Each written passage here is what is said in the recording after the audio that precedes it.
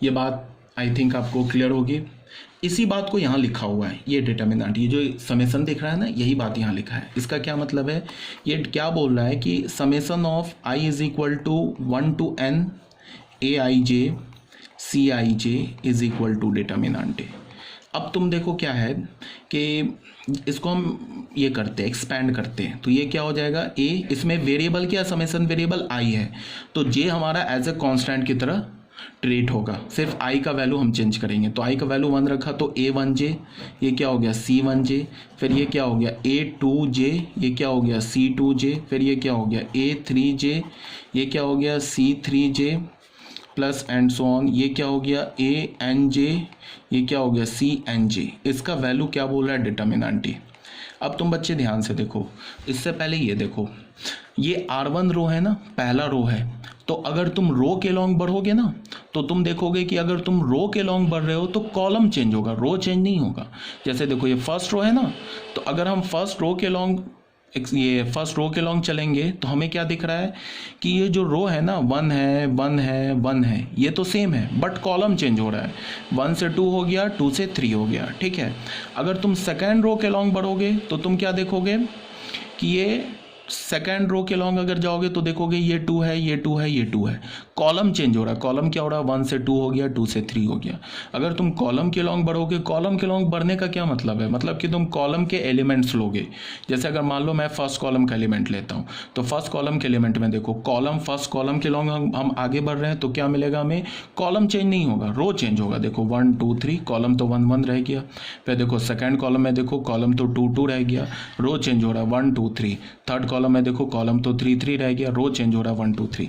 तो यहाँ पे बच्चे ध्यान से देखो, ये इसको पहले देखो, पहले जो फैक्टर्स हैं उसको देखो, ये क्या लिखा हुआ है, ये क्या चेंज हो रहा है, ये बच्चे देखो, इसमें ये रो चेंज हो रहा है, 1 से 2 हो गया, 2 से 3 हो गया, 3 से n हो गया।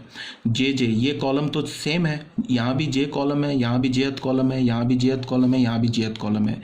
इसका मतलब कि ये जो पहला एलिमेंट लिखा हुआ है ना, ये कौन सा एलिमेंट लिखा हुआ है, ये जेथ कॉलम का एलिमेंट लिखा हुआ है, ठीक है ना। अभी मैंने यहाँ बताया ना कि जैसे अगर तुम थर्ड कॉलम में जाओगे तो कॉलम सेम रहेगा, रो चेंज होगा, तो रो यहाँ पे चेंज हो रहा है। तो ये जो एलिमेंट लिखा हुआ है ये जेथ कॉलम के एलिमेंट लिखे हुए हैं, और हमने क्या किया है कि जेथ कॉलम के हर एक एलिमेंट को अपने अपने कोफैक्टर से मल्टीप्लाई करके ऐड कर दिया, तो ये डिटर्मिनेंट आ गया। क्लियर है ये बात।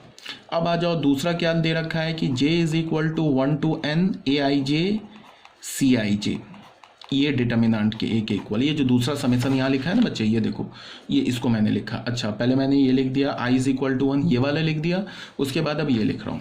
ये देखो क्या है, अगर तुम इसमें क्या देखो, समेसन वेरिएबल क्या हमारे पास j, तो i क्या होगा हमारा, एज ए कॉन्स्टेंट ट्रीट होगा, तो इसको हम एक्सपैंड कैसे करेंगे, ai1, फिर क्या लिखेंगे ci1, फिर क्या लिखेंगे ai2 ci2, फिर क्या लिखेंगे ai3 ci3 and plus on, उसके बाद यहाँ क्या लिखेंगे ain cin।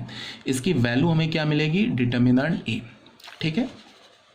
अब तुम यहाँ ध्यान दो, ये जो पहला एलिमेंट लिखा है ना, इसको देखो, ये क्या है, इसमें क्या चेंज हो रहा है, इसमें कॉलम चेंज हो रहा है, आई ये सब तो सेम है। इसका मतलब क्या है कि ये जो एलिमेंट लिखा है ना, ये एलिमेंट, ये कौन सा एलिमेंट है, किस रो का एलिमेंट है, ये ith रो का एलिमेंट है।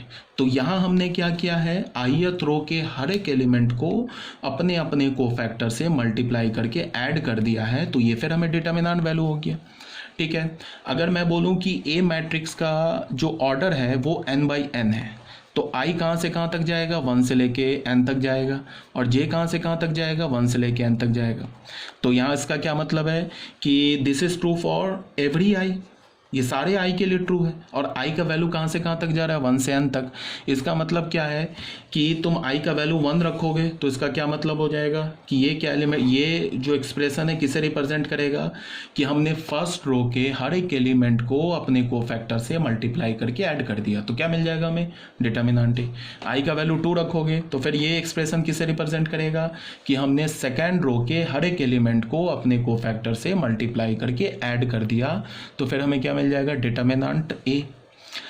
अब तुम यहां देखो, ये j का वैल्यू कहां से कहां तक जाएगा, यहाँ से j का वैल्यू 1 से n तक जाएगा। अगर तुमने j का वैल्यू 1 रखा तो क्या मिल जाएगा हमें, फर्स्ट कॉलम का एलिमेंट। ये सब जो एलिमेंट है ना, ये फर्स्ट कॉलम के एलिमेंट मिल जाएंगे। देख लो A11 A21, फिर क्या हो जाएगा यहाँ पे A31, ये फिर क्या हो जाएगा AN1। तो ये फर्स्ट कॉलम के एलिमेंट हो जाएंगे। तो यहाँ से हमें क्या पता चला कि अगर तुमने फर्स्ट कॉलम के हर एक एलिमेंट को अपने कोफैक्टर से मल्टीप्लाई करके ऐड कर दिया तो डिटर्मिनेंट ही आ जाएगा।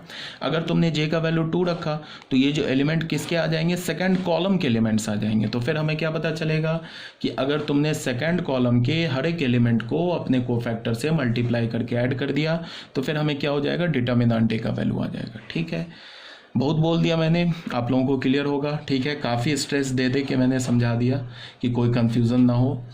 अब फिर एक बार और सुन लो।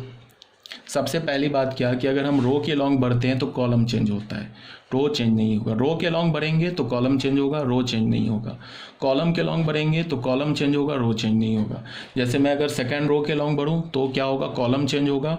और सेकंड रो के लॉन्ग बढ़ रहा हूँ तो हर एक एलिमेंट का जो रो होगा वो 2 होगा। ठीक है, अगर मैं थर्ड कॉलम के लॉन्ग बढ़ूँ तो रो चेंज होगा, कॉलम चेंज नहीं होगा।